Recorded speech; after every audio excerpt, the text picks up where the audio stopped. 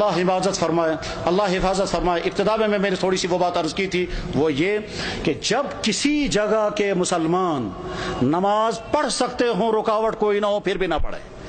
جب کسی جگہ کے مسلمان روزہ رکھ سکتے ہوں اور سستی کی وجہ سے روزے نہ رکھیں، جب کسی جگہ کے مسلمان زکوٰۃ دے سکتے ہوں پھر بھی نہ دیں، جب کسی جگہ کے مسلمان حرام کاموں سے بچ سکتے ہوں پھر بھی نہ بچیں، جب کسی جگہ کے مسلمان قرآن پڑھ سکتے ہوں پھر بھی قرآن کے ساتھ ان کا تعلق قائم نہ ہو، جب کسی جگہ کے مسلمان اپنی نبی کی ایک سنت پر عمل کر سکتے ہوں پھر بھی نہ کریں، تو اللہ تعالیٰ شانوں کی طرف سے کبھی خطرناک فیصلے آتے ہیں۔ وہ یہ کہ جب تم آزادی کے دور میں میرے دین پر عمل کر سکتے تھے پھر بھی تم نے عمل نہیں کیا، تو میں ایسے حالات لے آؤں گا کہ تم چاہو گے بھی عمل کرنا تو کر نہیں سکو گے۔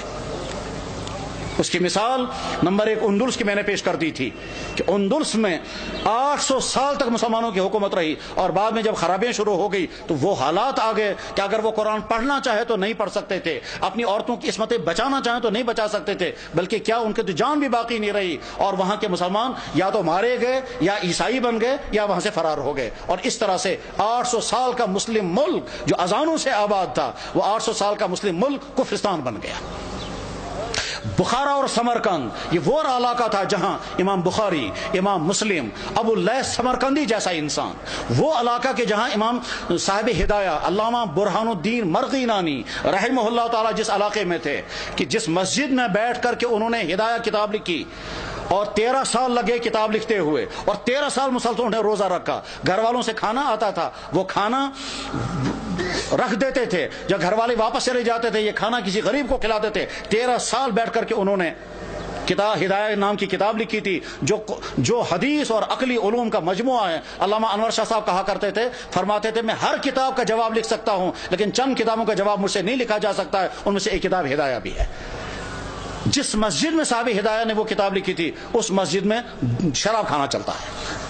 غرض یہ کہ جب بخارا اور سمرقند جیسے علاقے میں وہ حالات آ گئے کہ وہاں قرآن رکھ نہیں سکتے، کلمہ پڑھ نہیں سکتے، مسجدوں میں تالے لگ گئے، تو اللہ تعالیٰ شانوں کو طاقت ہے، اگر غضبناک ہو جائیں تو ان علاقوں میں بھی یہی حال ہو سکتا ہے جن علاقوں میں مسلمانوں کو موقع ہے وہ اپنی دین پر چلیں۔ میرے بھائیوں، اس غلط فہمی میں مت رہیں کہ ہمارے لیے وہ حالات نہیں آ سکتے ہیں، ہماری پچھلی تاریخ میں ایسے حالات آ چکے ہیں۔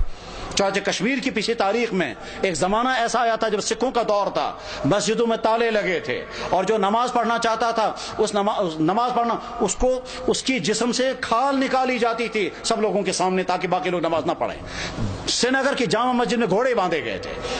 تمام مسجدیں مسمار کر دی گئی تھی، اس وقت لوگ نماز پڑھنا نہیں پڑھ سکتے تھے، یہ اذانیں بین ہو گئی تھی۔ جب کسی جگہ کے مسلمان اپنے دین کی ناقدری کرنے لگتے ہیں تو ایسے حالات آ سکتے ہیں، اور اس کی مثال اس بات کی مثال نہیں کہ مسلمانوں نے ناقدری کی، وہ تو ظلم ہے، لیکن مثال ہمارے سامنے ہے برما کے حالات، جہاں کی مسجدیں ختم، جہاں کے مدرسے ختم، جہاں کی داڑھیوں کے ایک بال کر کے نوچتے ہیں، جہاں علماء کو کھڑا کر کر کے اور سوئیاں مار مار کر کے ان کو شہید کرتے ہیں، جہاں ایک ایک مسلمان خاتون کے ساتھ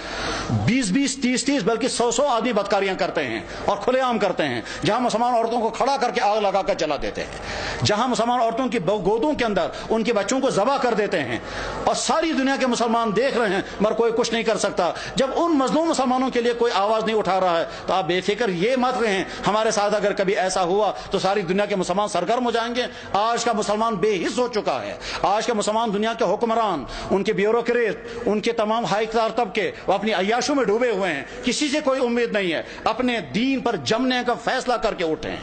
اپنے ایمان پر قائم رہنے کا فیصلہ کر کے اٹھیں، اپنے دین پر چلنے کا فیصلہ لے کر اٹھیں، اپنے گھروں کے اندر دیندار گھر بنانے کا فیصلہ لے کر اٹھیں، اپنے بزنسوں کو مسلمان بزنس بنانے کا فیصلہ لے کر اٹھیں، اپنے فنکشنوں کو دین کا فنکشن بنانے کا فیصلہ لے کر کے اٹھیں۔ جب مسلمان حرام سے بچ سکتا ہو اور پھر بھی نہ بچے وہ شرابیں پیے تو حالات ایسے آ سکتے ہیں کہ زبردستی مسلمانوں کو شراب پلائی جائے گی۔ جب مسلمان داڑھی رکھ سکتا ہو اور نہ رکھے تو بعد میں ایسے حالات آ سکتے ہیں کہ رکھنا بھی چاہیں تو نہیں رکھ سکتے۔ ساری ترکی کے اندر مسلمان داڑھی رکھ نہیں سکتا حالانکہ سارا مسلمان ملک ہے۔ ایسے حالات آ سکتے ہیں، اس لیے اپنے دین کے ساتھ وفاداری کا فیصلہ کرو، ورنہ تو ایسا ہو سکتا ہے کہ اللہ جب تم میرے دین کے ساتھ وفاداری نہیں کرو گے تو میں تم پر ایسے حالات لا سکتا ہوں کہ تم چاہو گے بھی میرے دین پر عمل کرنا تو کر نہیں سکو گے۔ اللہ جل شانہ اس برے انجام سے ہم سب کی حفاظت فرمائے، ہمارے اکابرین کی حفاظت ہو، مدارس کی، مساجد کی، دین کے و دینی اداروں کی، دین کے کام کرنے والوں کی اور دین پہ جننے والوں کی مدد فرمائے۔ وآخر دعوانا ان الحمد للہ رب العالمین